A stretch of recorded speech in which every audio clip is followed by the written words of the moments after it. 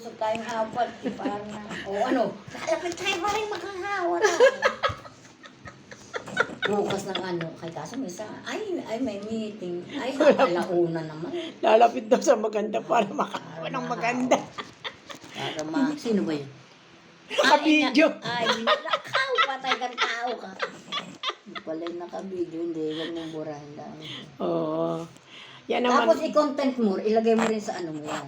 Oo. Kaya po kami ay lumalapit sa maganda para mahawa kami ng kagandahan. Ang Ate Edith, si Mirna, si Nena, lalapit po kami kay Elenita Maer para po kami mahawahan ng ganda. Thank you. Sama mo sa content mo. Yung po palang kagandahan ay nakakahawa pala. Nawawala po ang ganda nung maganda. Napupunta sa mga pangit. Napupunta po pala sa pangit. Kaya kami lalapit po kay Elenita Miranda Maer. Nang makuha namin yung ganda niya, na siya ang pumangit. Tuntun. Siyempre magkukontent kayo, nakakatawa, di ba? Oo. Di ba? Oo. Huwag no nating isipin na tayo, kung matanda na, kami, matanda na talaga, pero, Naalagaan po namin ang aming Oo, sarili para yes. kami maging kahit na po bata. tayo mahirap, tayo po yung talaga pong alagaan ng Kaya ito ating po masasabi ko, kami po lulapit sa maganda. Para yung kagandahan ni Elenita Miranda ay mapunta ho sa amin. Na siya naman ang bumangit. Ang ganun ang mag-ano. Thank you po.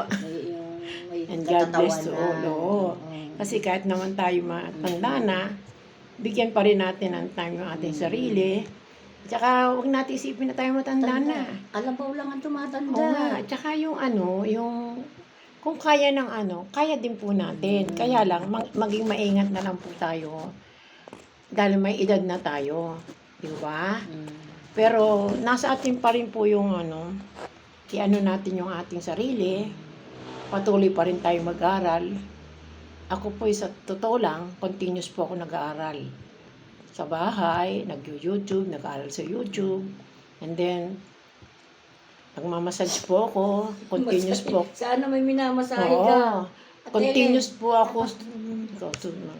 Continuous po ako na nag-aaral sa YouTube. Tsaka yung mga kaalaman ko ay ibinabahagi ko po. Hindi naman po sa ako lagi nagpapabayad. No. Hindi po. Yung makatulong ko sa kapwa mo ay isang malaking kaginhawahan sa sarili mo. Dahil hindi po ako lagi nagpapabayad. Yung mga walang kakayahang magbayad, libre po yun. Ako po nagmamassage ng libre. Pero pag mayroon naman po kakayahan na kahit na konti lang, okay na po yun sa akin. Diba? Salamat po and good evening and good day and God bless us all. Yeah.